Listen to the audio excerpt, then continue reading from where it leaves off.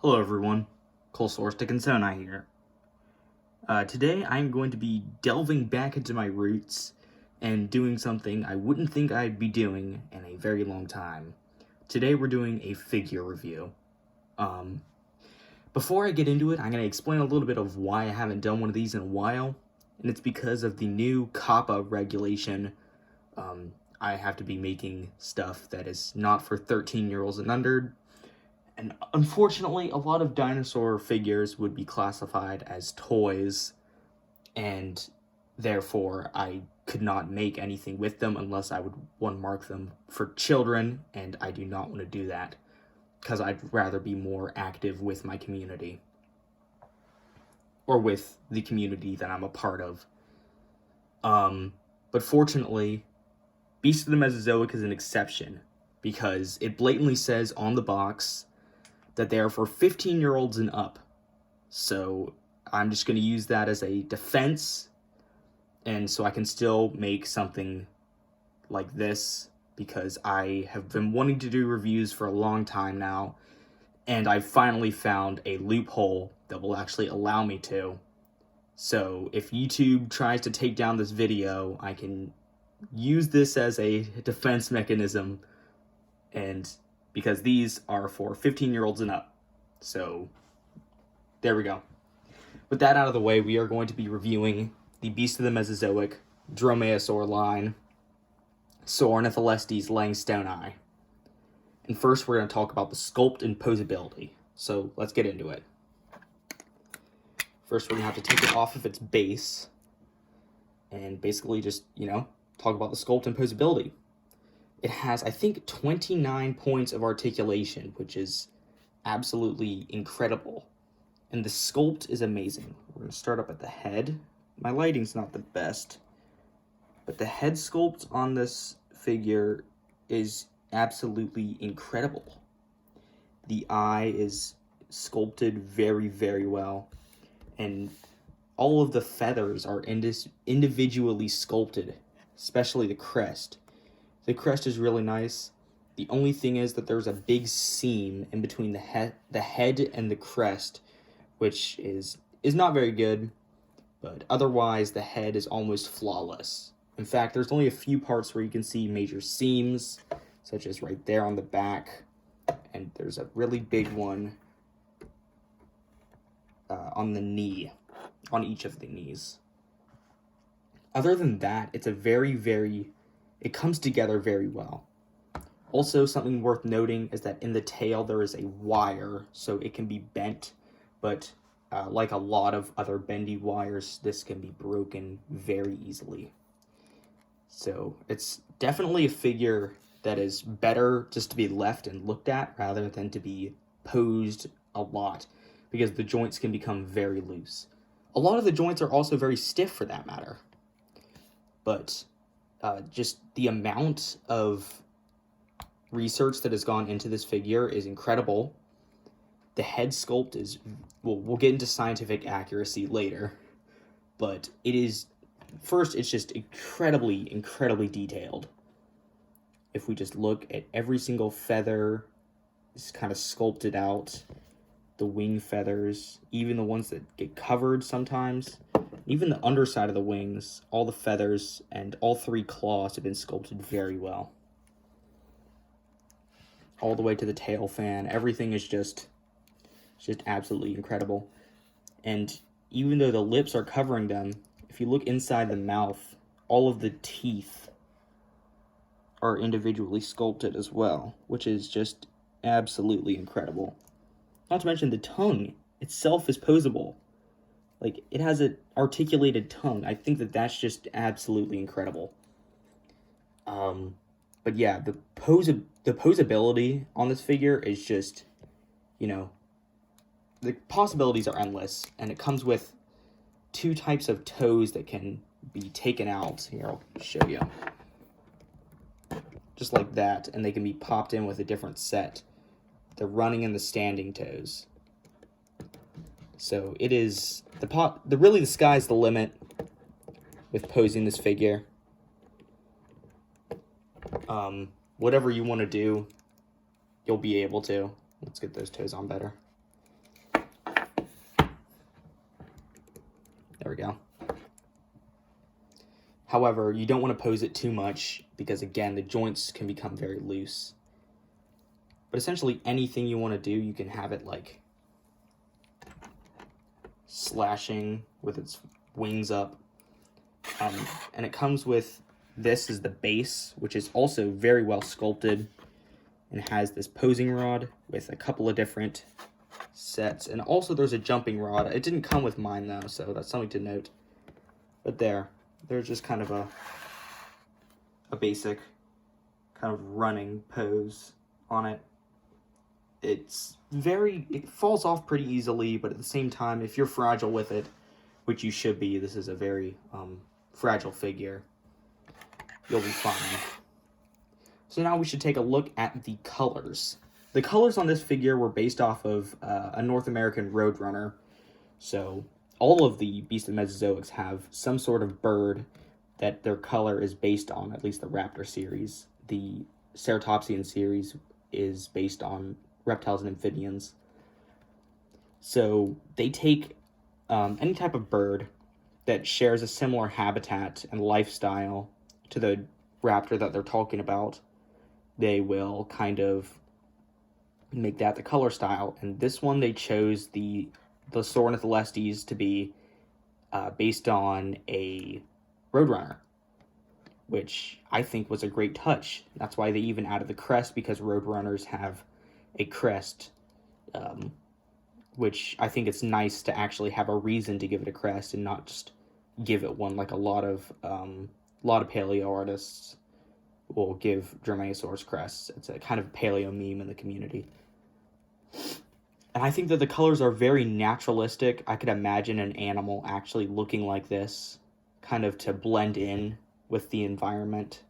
But then again, there's also some beautiful blues and greens in the tail. And right there on the kind of the side of the head, there is a piece of blue and then a bright orange, which is nice. And the very tips of the feathers up here are black. So I think they did a great job with the colors on this figure. And the paint application couldn't be better. It's a nice dry brushing effect.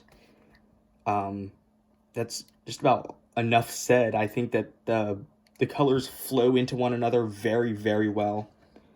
And everything just about the coloration is super nice. There's no bleeding of the gums into the teeth, or the teeth into the gums or the lips. Everything, the quality control on these figures is incredible in my opinion. There's no paint smears or scratches or anything, which is absolutely amazing. So we're going to get into the scientific accuracy.